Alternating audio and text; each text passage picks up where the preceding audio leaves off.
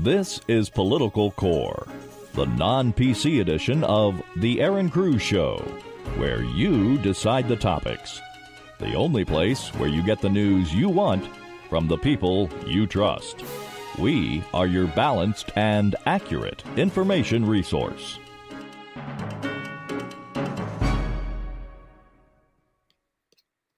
Good evening and welcome to the Aaron Cruz Show, coming to you from Palm Springs, California. This is Political Core. I am your hostess, Aaron Cruz. Thank you for joining me. Tonight's topic is more of more. That's right. Unless you've been hiding under a rock, you have probably heard about Judge Moore from Alabama, who is currently facing conviction by the kangaroo court of public opinion. Absolutely he is. And an uphill battle in terms of salvaging his reputation. So we want to talk about this today, and I don't want to make light of the fact that we have many people who may be listening and around the nation who are victims of sexual assault or violent crimes, things of that nature. I'd like to be very sensitive to these individuals. I myself have had my own situations and trauma. However, I would also like to say that we need to, as a nation, respect the rule of law and give the judge some leniency. I mean, in terms of what is really going on here. And so what I wanted to do is, and I posted about this on Twitter a little bit today and on social media outlets, I want to talk about really kind of the core, right? Political core. That's what we get to on this show. We like to dig down to the center, the meat and potatoes, the center of everything. Life, liberty, and the pursuit of happiness. What does that mean? Let's get to the center of it. Well, come on. That's the nation we live in. Life, liberty, and pursuit of happiness. That's what we want here. That's what we've kind of fostered through the years, and what our nation is built on, really, if you go back. So now what are we facing? We're facing a judge, a man. Again, if you've been hiding under a rock, maybe you don't know. In Alabama, there is a gentleman. His name is Judge Moore, M-O-R-E, and he's up against many forms of allegation that slaughter him in terms of his reputation, accusations of improper conduct with minors. Now, I want to remind you, this most recent accusation took place this morning, and actually yesterday morning, sorry about that. Time flies, right? Took place yesterday morning in 1977. Yes, folks, 40 years ago. I am 40 years old. And, you know, this is the year of my birth. That long ago, all right? And many of you I know are even older than I am, and you can remember back. I can't remember back that long, but of course I remember early 80s, you know. Banana seat bicycles and all these other things. Life was good. Kids played outside. The neighbors were friendly. You didn't worry about your daughter or your son if they ran up the street to the neighbor's house. Life was good. Life was simple. It was slower, right? Down home, country, small towns, people talked to one another. It was quite a different time. So we roll back to 1977, and Judge Moore allegedly, when he's, 30? Allegedly assaulted a young girl who is, 16, they said. Apparently, she says that he took her on a ride home from work, and allegedly work was at a restaurant. Now, there are so many issues with this entire story. And I want to go into that a little bit too, because I featured on my blog, and I don't know if you're familiar, it's meritofTruth.blogspot.com. I featured a story about what some of the things were that this woman, Nelson, had said. Now, there are other issues that I have with the fact that this woman is coming forward, okay? First of all, we have more than one accuser who's come at Judge Moore. And second of all, we now have an accuser who's come forward, and she has retained an attorney. She didn't just retain any attorney. She retained Gloria Allred. Yes, Gloria Allred. She is, if you're not familiar with her, you look her up. You know how I don't like to do your homework for you. So go ahead and look her up. She has a long history of standing up for, as they call it, she's a champion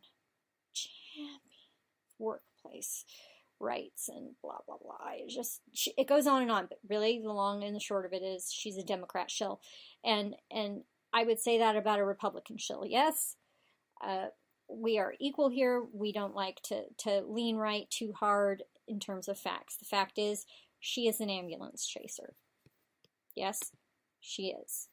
And we see that Gloria Allred has been retained to take care of Nelson, that's the accuser's name,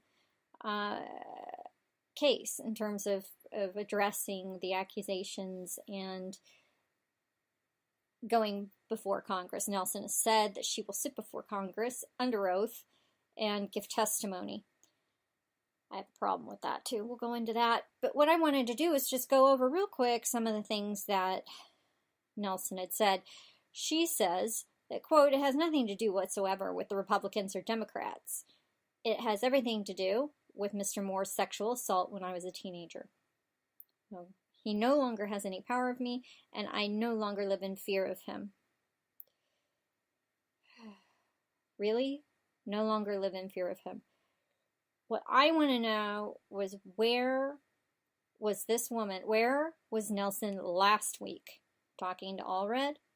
Because the week before that, she really wasn't too worried about Judge Moore, maybe altogether. Think about this, folks. These people have been hidden under a rock for 40 years. Why now? Why? The thing is what I'm seeing, and it's common across both party lines, okay? I'm going to be frank. I like to be balanced. I like to be fair. Okay, there's sometimes where I do shift right. But really, if we want to look at this, it's happening on both sides in some form. There is a position right now where we have people who are literally seeking to undermine elections, okay? Where was this woman the last 40 years? Where was this woman when Judge Moore was headed to be a judge? Because at the time he worked for, was the DA? Okay, he was he worked for the DA. He wasn't even a judge. So where was she when he became a judge? Where was she the last 40 years? Why didn't she come forward sooner? And why now? Well, I'm going to tell you. It usually and likely, mostly, and we've seen this time and time again, it's usually about two things: money and power. Sex, drugs, and rock and roll, yes, but really, when it comes down to these kinds of things and politics and other issues, it comes down to money and power. So the question is, what does this woman get out of it? Now, is she just, who knows what she has on her head too, though, but let's not go into that tonight. There are some red flags here with this gal. Okay, where was she the last 40 years? She's been, mulling over this, so to speak, and she's sought counsel. She's so upset. I mean, if you watch the video of her, she's just beside herself. Why? It's been 40 years. 2, she does not allude to any, let's just say, well, I wouldn't say it's non-vulgar acts, but she does not say that he raped her. Okay, and so she accuses Judge Moore while she's in his vehicle. The door was locked. Okay, she couldn't get out of the car. He grabbed her by her neck and tried shoving her face in his lap. This is her accusation, and it's all on all of the news outlets. They give the recount of the press release and meeting with Gloria Allred. Okay, you can look it up. I'm not going to look at it for you. What we want to do is we want to look at this. This gal provides then a yearbook. Okay, she says that he signed her yearbook as follows. Now follow me here. Follow me. Follow me. Follow me. Follow me. Follow me. He signs her yearbook as follows. My computer froze. Give me just a minute.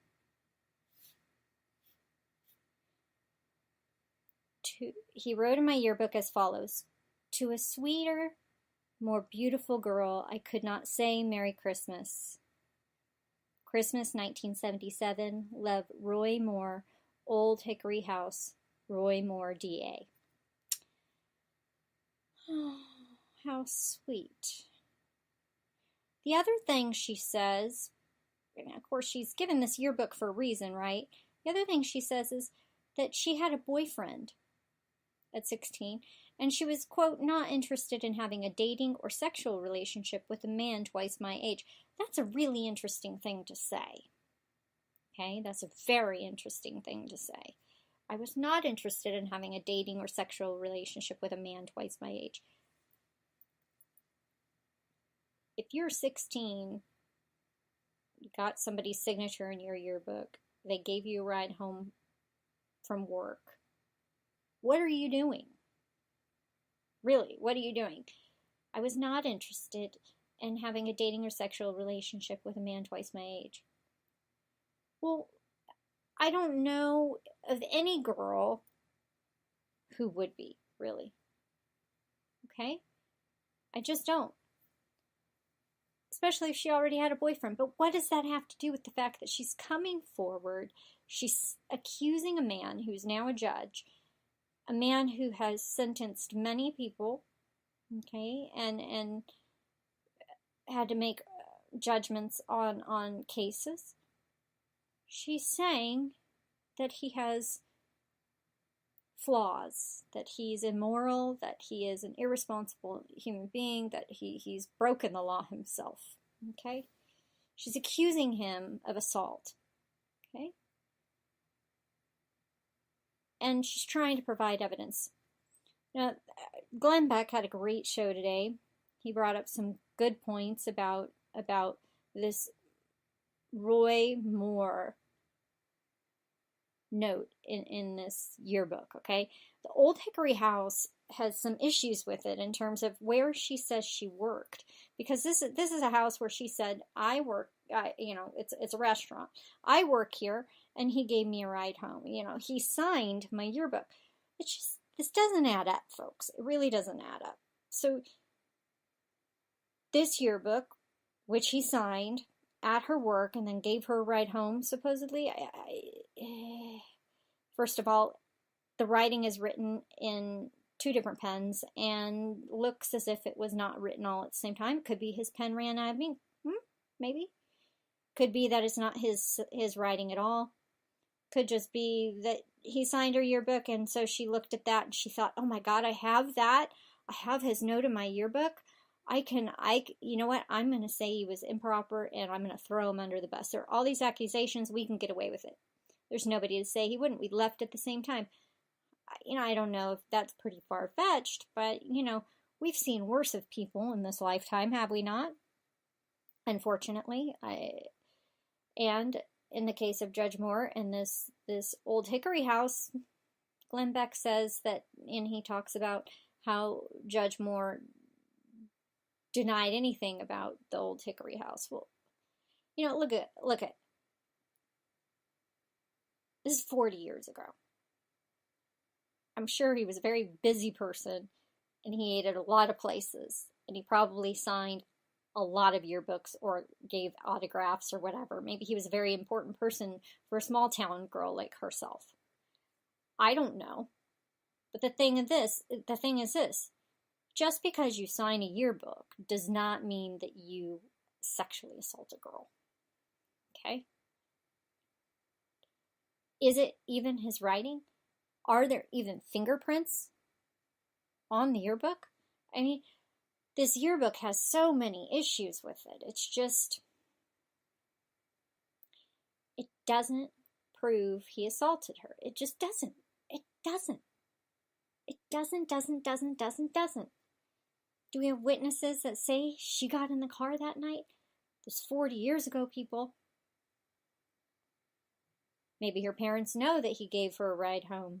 Maybe not. I mean, there are a lot of different questions that we need this woman to answer. One of the biggest questions I have, and I wrote this in my blog, and I've written it all over Twitter, is about that locked door. So she says, after the incident, Moore had offered to drive Nelson home after work, during which she alleges he forced himself onto Nelson and groped her in a locked car. Quote, I trusted Mr. Moore because he was a district attorney. I thought he was doing something nice to offer a drive home, said Nelson. She detailed her fighting off Moore in the car as he squeezed her neck, forcing her head onto his crotch.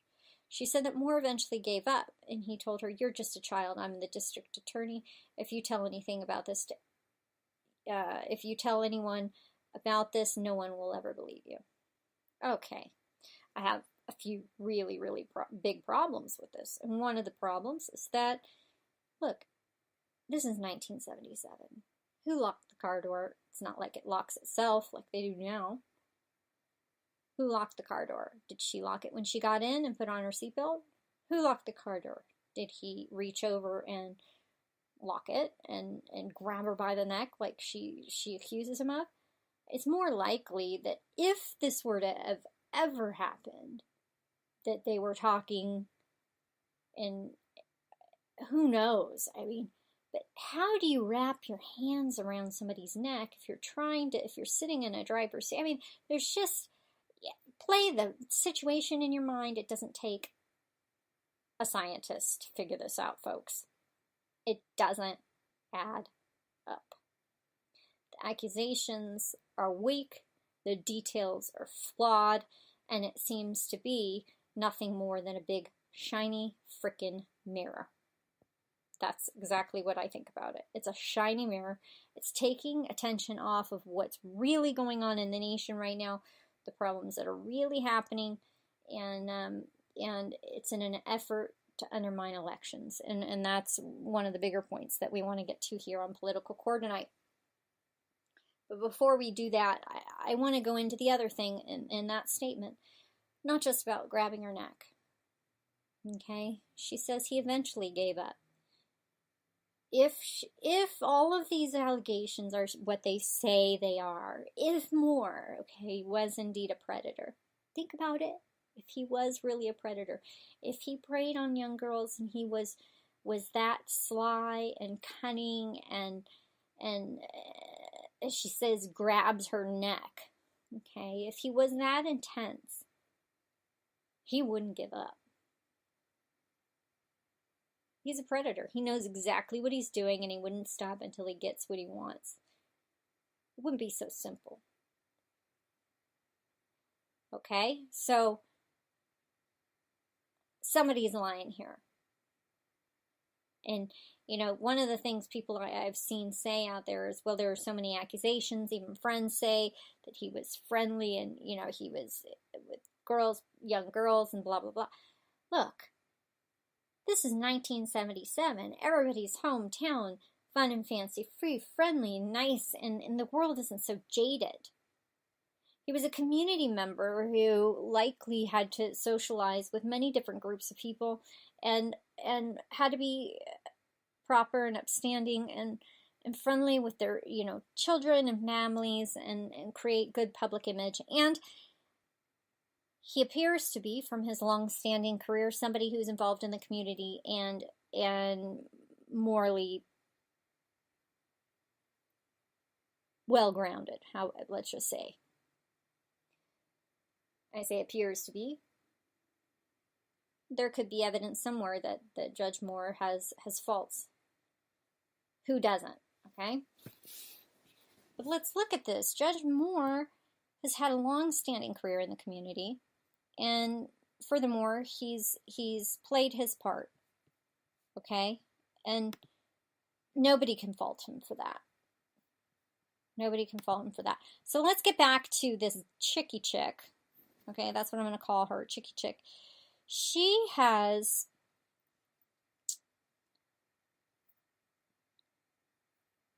with this yearbook, she has an uphill battle, because the thing is this, we don't know that he actually signed it.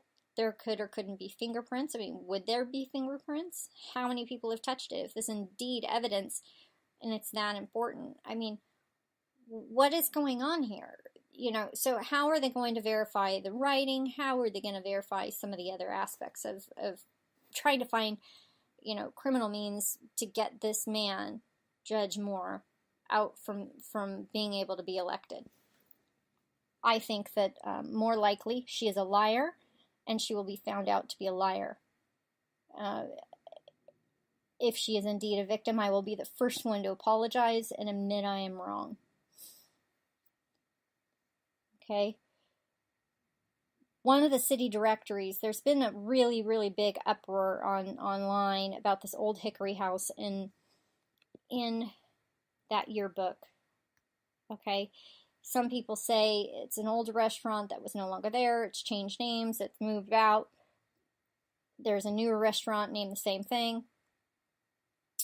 And that's now standing. William Thornton says City Directory confirms Old Hickory House stood at 305 East Mayan Boulevard in Gadsden in 1977. Site now has rallies. Now, the interesting thing is Moore has basically said, Judge Moore, he's said that it's a forgery. It's a blatant forgery to Nelson's allegation. There was an Old Hickory House there. So we can go back and forth, and all of the media is going crazy on was there, wasn't there, is there, where is it now, where isn't it now, all of that. That's not the core. That's really not the core. Okay, if Gloria Allred had evidence, hard evidence, she would be bringing this to a position where basically Judge Moore would have to stand trial. I mean, you go through the whole deal. You go through the whole deal. And even there, you run into other snags. So, what is this, folks? This is, again, going back to the beginning of the show. Kangaroo court, kangaroo court, kangaroo court. Trial by public opinion. And in terms of the Democrat Party, Judge Moore has been found guilty. What has this done for the Republican Party? This has done not a lot of good. One of the things that it's done is it's caused a lot of questions amongst Republicans as to, proper moral standing for its members, and what do you do? Look, Mitch McConnell has asked for Judge Moore to step aside. And for me, that is probably the worst position for anybody to be in terms of what we should be doing, one, as a party, but even more importantly, what should we be doing as a nation? Our nation, okay, our nation is one of the few nations where you actually have rights, okay? You do. And you are innocent until proven guilty. You are. By your peers. So bring it. Judge Moore is no more guilty than you or I of any other crime except for wanting to run for an office where the Democrat Party has determined that they feel that they can, by slaughtering his image, by killing any sort of reputation he might have as an upstanding citizen, they can get him out and they can take that seat. If that's not the case, they can at least create doubt and fraction within the Republican Party, which is one of the bigger issues I want to talk about if we get to the core. The core of the matter is this. We are not just at a fringe in terms of this particular seat. We are at a turning point. We have to realize, we have to come to the conclusion that not even just as Republicans, but as a nation, we have a set of congresspersons, we have a set of media, we have a set of people in this nation who are hell-bent on causing divide for gain. They're hell-bent on causing divide for gain. Okay, there's a cost that's involved and there's a benefit involved. Okay, there's a cost and a benefit involved in this whole thing. When people act as they are in the Democrat and Republican parties. Now, primarily in this case, what we see is a whole bunch of Democrats coming against Judge Moore and now gathering our own Republicans and throwing Judge Moore under the bus before he's had a chance to defend himself in court. What we have is a group of people who have decided, by gathering these so-called women with allegations, okay, by gathering these women, okay, the benefit to them would be that they might be able to get a seat in Congress. What is the benefit to this gal? What, that she somehow weaken the Republican Party, that she somehow weaken the Congress and give benefit and gain. She said she doesn't want political gain, but why come out a month before the elections? There's only one reason why. The gain would be for her to win a seat for the Democrat Party, or weaken, should we say, the Republican Party. Cause fraction and essentially unravel even further and divide even further the Republican Party. That's her gain. That's the media's gain. Gloria Allred's gain. It's not for justice. This is not about justice. If this was about justice, there would not be posturing like we are seeing. This is not about justice. The gain here is political, and it's about money, and it's about power. The cost here is greater than one could even imagine. The cost is here setting a precedence that you no longer have rights or freedoms. You no longer have the right to defend yourself, to be innocent until proven guilty. The cost here is freedom. The cost here is setting a precedence that we as a nation no longer care about rule of law. We no longer care about process. The cost here is weakening and causing a long-term instability. You know, this is something I pointed out under Obama, is that what's good for the goose, good for the gander. Okay, you have to remember there's two sides to a coin. You have to remember that whatever you do, your opponent can do too. You write executive orders, Obama, you better watch, because you're opening up a door. And that's what one of the things I said. I'm not real thrilled with when Obama was doing some executive orders, because I said the next guy, guess what that opens up? Shoving policy down the throats. Guess what that opens up? I mean, it's just, it's unpalatable. It sets precedents, and it's not right. But really, what this is doing, what Congress, what the media, what Gloria Allred, and what these accusers are doing, is they're causing a long-term instability of our national government. A long-term instability of our national government, because all it takes, rather than being guilty, all it takes, rather than having to go through process, all it takes is for somebody to make some claim, some assertion that perhaps you've done wrong,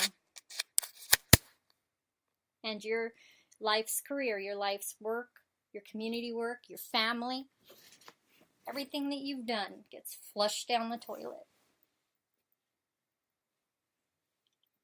It's not right. So I can't stand behind Mitch McConnell. I cannot stand behind those who blindly and without any type of moral standing themselves, cannot stand there and accuse a man and demand that he set aside his entire career, his family, his community over accusations. Blind accusations with no evidence, no proof. Tell him to step aside. Mitch McConnell and other people in the Democrat Party who are standing up and saying that Judge Moore should stand aside are, in my opinion, no better off than an accused and found convicted person who must stand before his peers in his community and say, gosh, I've been found guilty. Because they themselves, by what they are doing, they themselves are saying that there is no value in law, there's no value in process. They themselves are saying that everything that they stood for as attorneys, many of these people are attorneys, everything that they have done in their lives, everything that they've stood for, the oaths that they've given as congresspersons, all of that, they've thrown it out the window in order to have good public opinion, in order to kind of give a head nod and denounce and renounce anybody or affiliation and ties to anyone who might be accused of being a child predator. Look, this is not about being a predator or child predator or a pedophile. He has not been proven to be a pedophile or a predator. He has not been proven to be somebody who isn't of good moral values and an upstanding background. If he were a child predator, if he were not an upstanding citizen, I highly doubt he would have made his judgeship.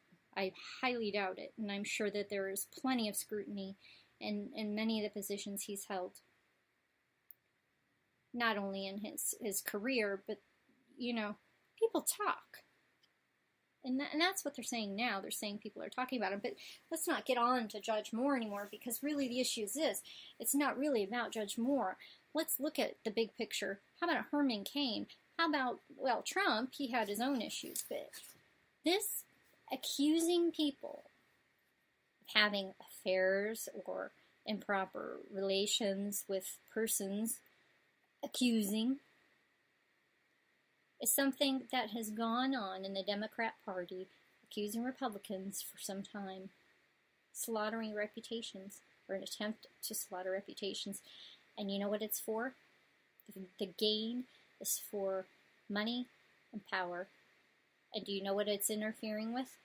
Elections. Think about that.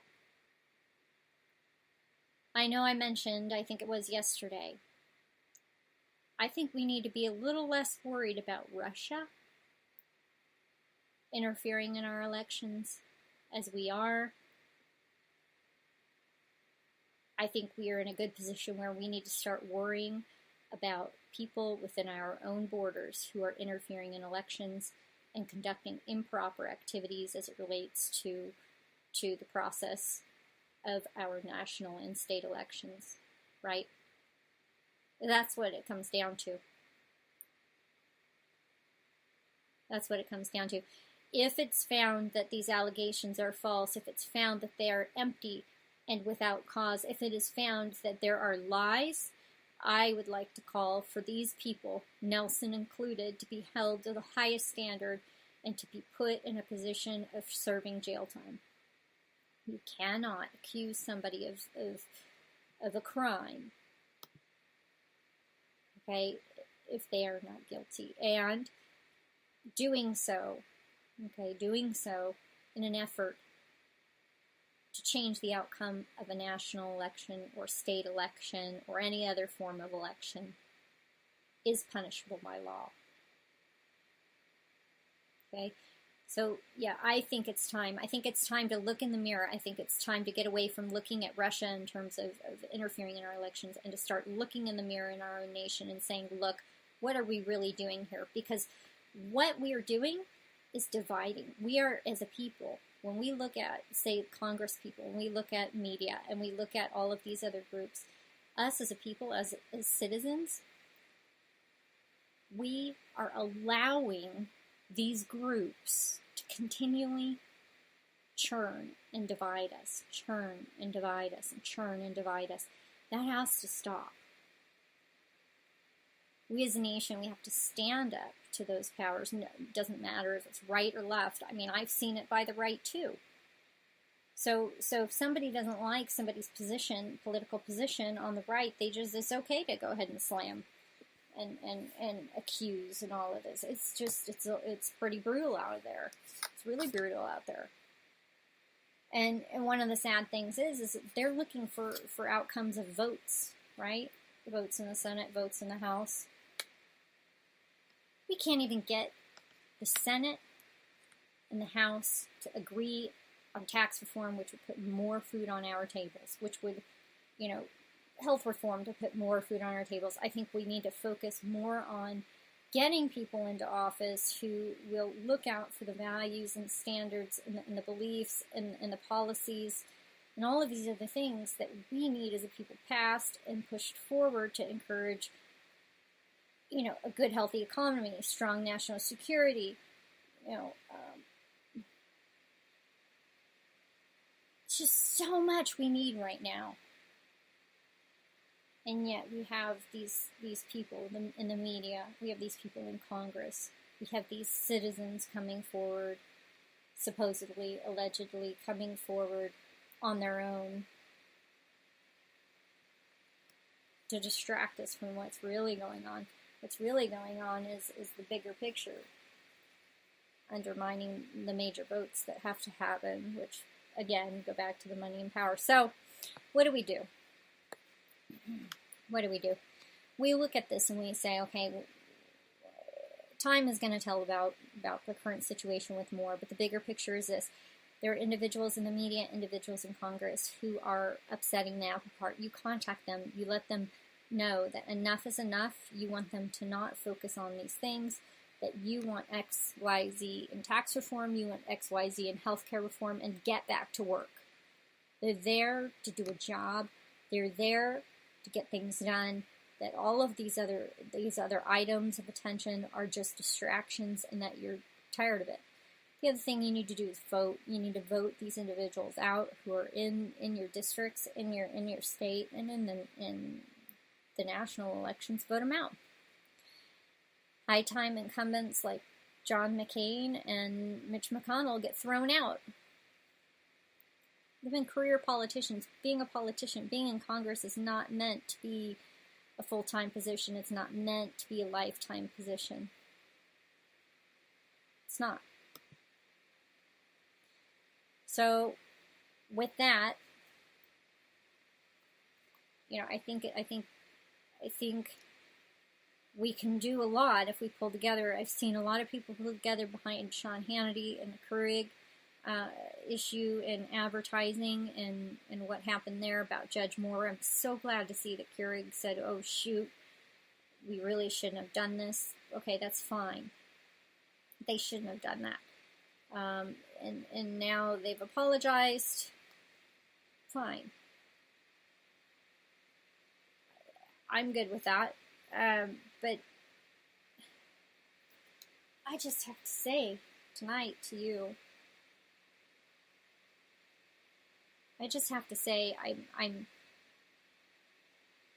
I'm saddened that we have to come together about a man who's emptily accused of being a child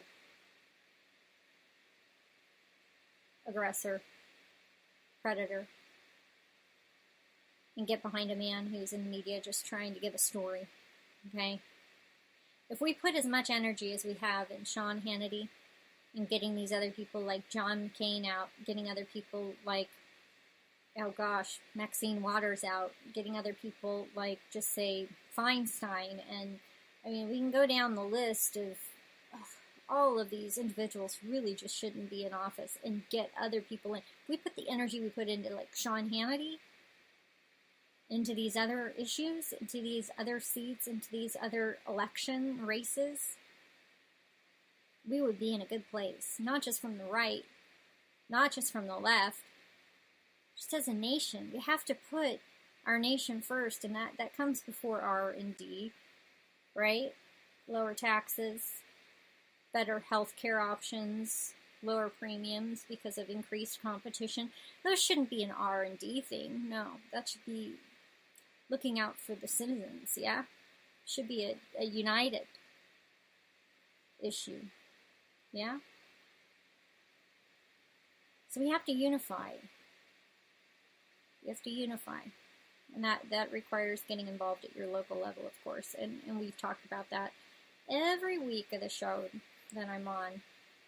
So hopefully we got to the core, and I helped you understand it's not so much about the specifics, about what the accusations are, okay, as it is about what's going on in the House and in the Senate, in D.C., in Hollywood, and with the media, right? Those are the issues. Undermining the United States of America for money and for power. It's not okay. And as citizens, doesn't matter if you have an RRD, we need to stand up. We need to stand up for what's right. We need to stand up for rule of law. Yes? So, we are at the end of the show. And thank you again for joining me, Erin Cruz, for Political Core, the Erin Cruz Show. Make sure you join me again this next Thursday evening from 7 to 8 p.m. Pacific Standard Time for the Queen of Politics. We have a little bit more fun while we talk the issues, as always, with information you can use to make positive change in your community and in your state and in the nation. I almost forgot. I also want to give you the number to Congress, which is 202-224-3121. That's 202-224-3121. Go to house.gov or senate.gov for any information that you need on senators and representatives. You can also look up other information on my website, erincruz.com, erincruz.com, or send me an email to info@erincruz.com. Make sure you like us on social media. As always, we want to grow together to find common solutions and find common ground, and I will always answer any questions I can. Do not hesitate to reach out. We are in this together. Yes? I hope y'all have a great and blessed evening. God bless you, and God bless America.